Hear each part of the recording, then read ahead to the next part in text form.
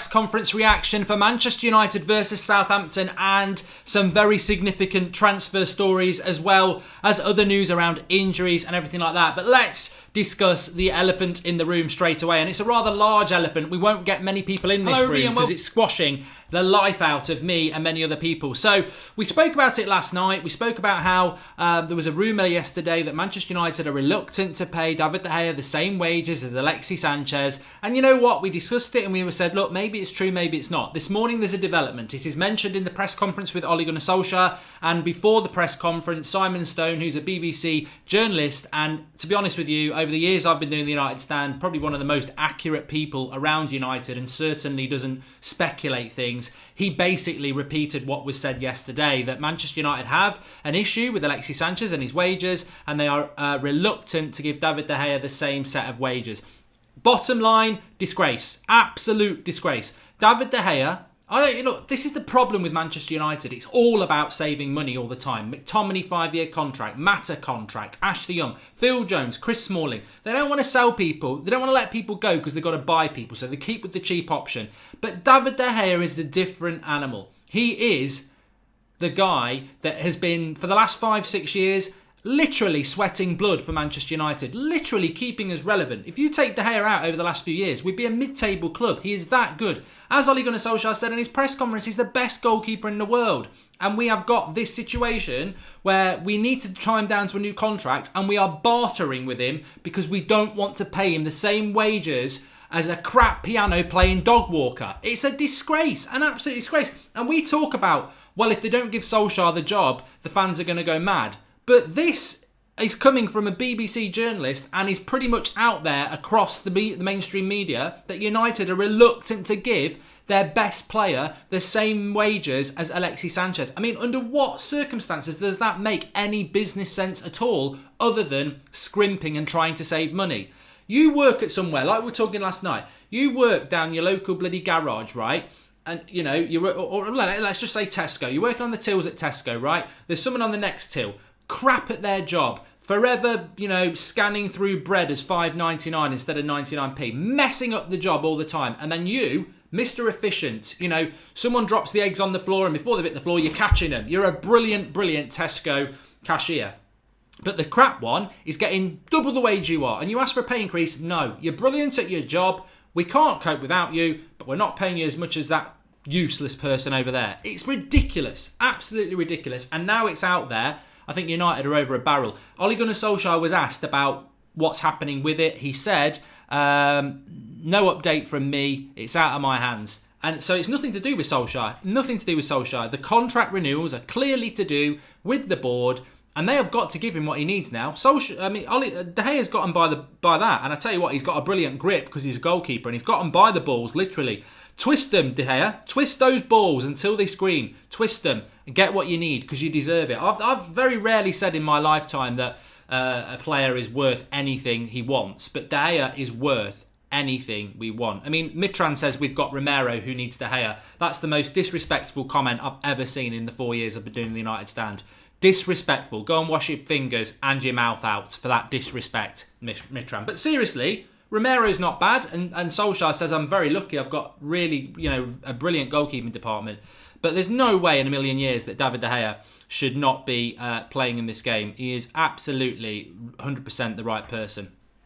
Paul Robinson says, if they extend Valencia's contract, I'm done. Well, let's discuss that. That's the next bit of transfer news. I read that, Paul, that he is not going to get a contract. I mean, it's interesting. There was a couple of things from yesterday that were really like the De Gea news. Can that really be true? And then we also had the Valencia thing where if they don't sign him on a contract today, he's free to go or whatever. But he was free to go anyway. But today is apparently the day that United have got to make a decision on his contract. There obviously is some truth in that because Ollie himself was asked about it. But I don't really understand that because he's out of contract in the summer, which means, like Herrera, and let's not forget, Herrera's not signed a new contract yet either. I mean, this is the disgrace that's going on at United with contract negotiations at the moment. You've still got Herrera free to go. As I said, if Barcelona ring him up now, he can go. We can't stop it. He's not signed a new contract yet. Mata's still not signed a contract. Valencia's not signed a contract. We've got this De Gea news, which is ridiculous as well. I mean, I don't know what's going on with United, but it's all about this. Scrimp, scrimp, scrimp, scrimp and save. So the Valencia thing, he actually could speak to Valencia or Villarreal or anybody outside the Premier League right now and decide to go. So I don't understand this 24 hours thing, but there's obviously something around it. But what Ollie's basically said is the club captain, he's not fit. He needs to get himself on the pitch and prove whether he's good enough to stay at Manchester United. So no, there is not going to be a contract today, but I don't really understand the relevance of the 24 hours because he can negotiate with who he wants anyway, except in the Premier League until May. And if we decide in April we want to keep him, then he can still assign a contract with us. So there is not going to be a signing of a contract for Valencia. And I think that's quite encouraging. I think Ollie played a safe bat there, saying, look, he's had a great career at United, captain, but ultimately he's not getting a contract. That's the way I read it. Maybe other people read it the other things as well.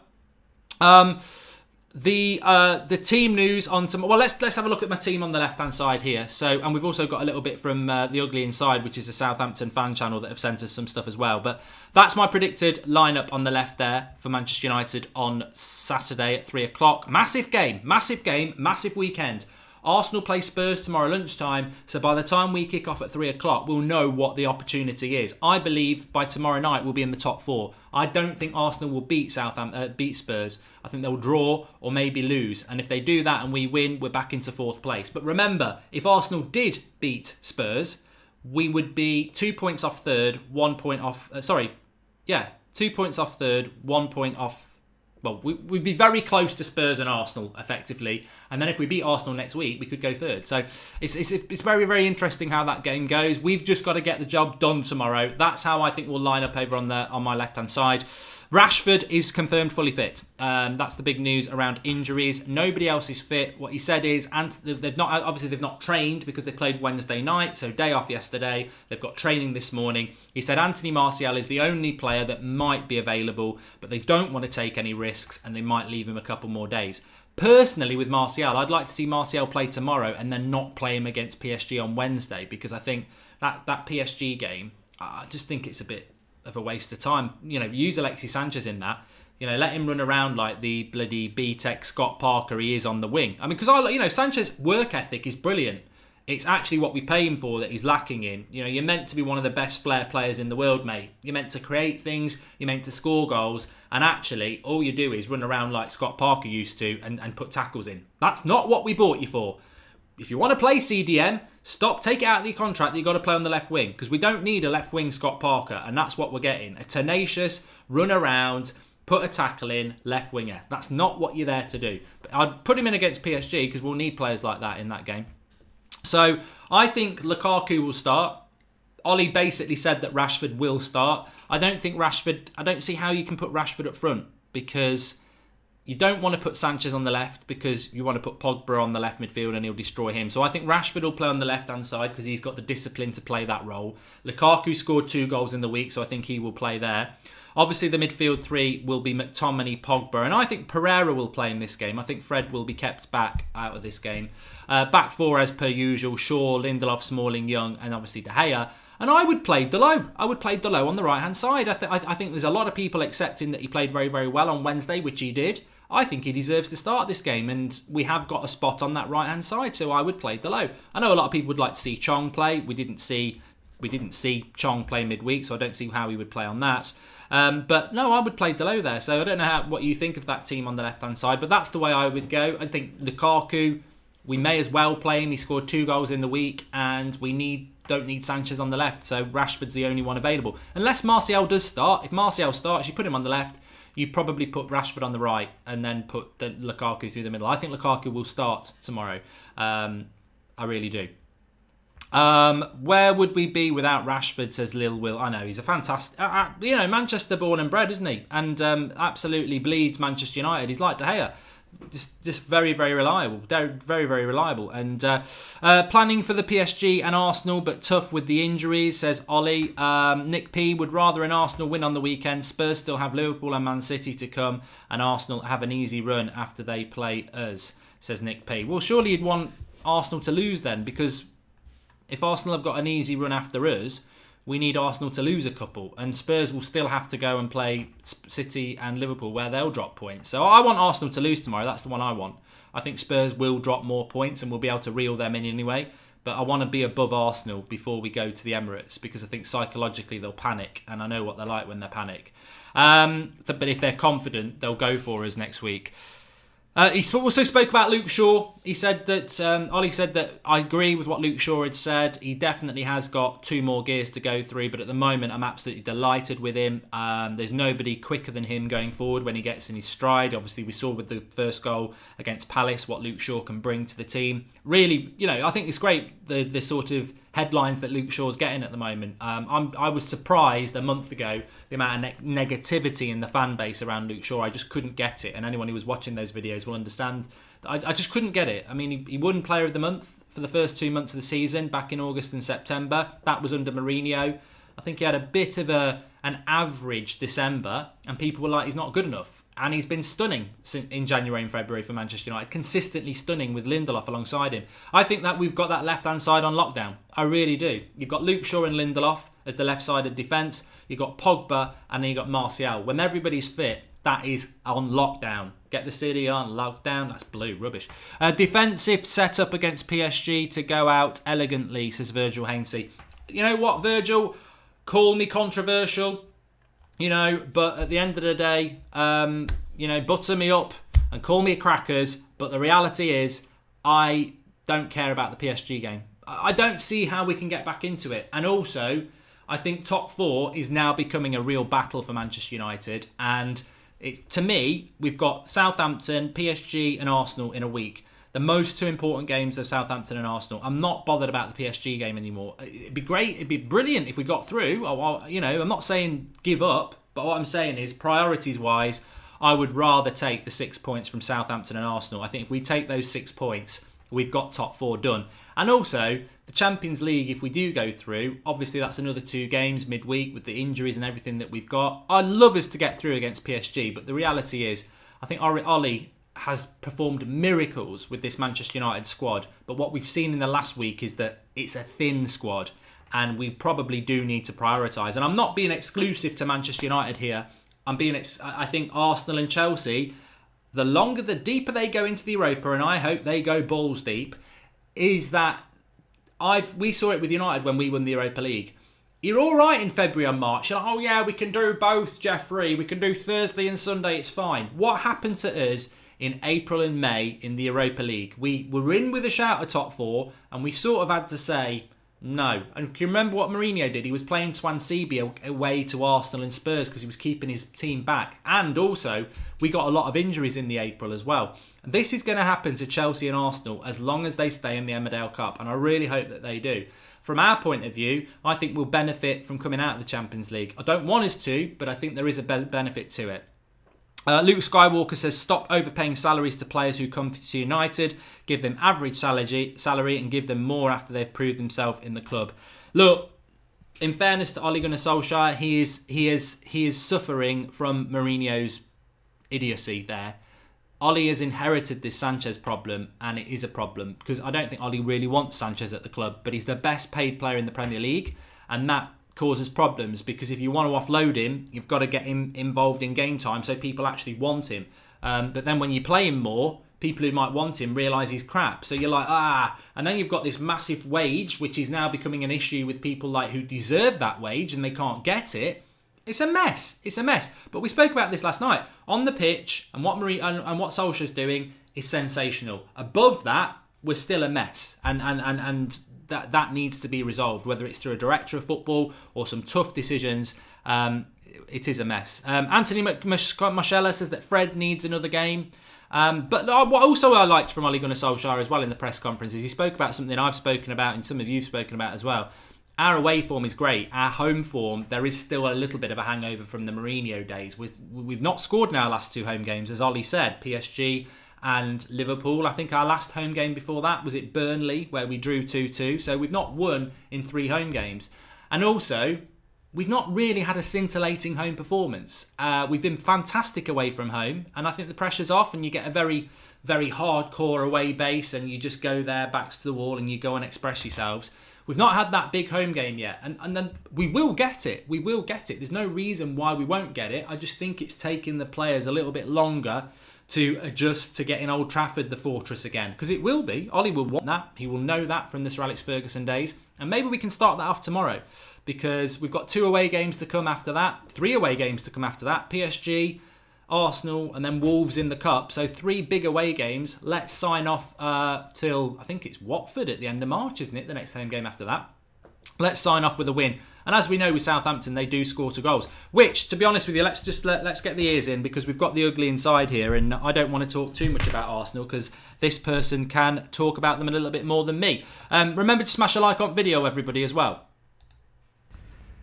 Hello United Stand, this is Freddie from the Southampton channel, the Ugly Insider. Mark and the crew have asked me to give you some lowdown on the Saints ahead of Saturday. So it's going to be a tough trip up to Old Trafford. Obviously, United flying under Solskjaer, unbeaten since he's come in. And, we are buzzing with the result last night, 2-0 against Fulham. Really, I suppose, condemns them, but gives us belief, hope, and a bit of a feel-good factor, if you like. A very comfortable performance last night against Fulham. They rarely threatened at all, and because we've got a bit of an injury crisis up front, we're relying on goals coming across the rest of the pitch. So goals from Romeo last night, first of this season, and Ward-Prowse, who looks like he's coming into his own, a huge player under Ralph Hasenhüttl at the moment, and he, the manager, is getting the best out of the younger players, and we've seen Nathan Redmond flourish as well. So look out for him. Running the channels, taking the players on, cutting inside, and James Ward-Prowse, perhaps not the first name you would associate with aggression and ruthlessness, but Ralph has tried to drill that into him this season. So team tactics and lineup then. Recently we've been playing a 3-5-1-1. We played that at Arsenal. A very defensive sort of setup, if you like, but we are using the wing-back system in Jan Valery, and we've seen Ryan Bertrand come back on Wednesday night, but it seems like Bertrand and Target are rotating at the moment.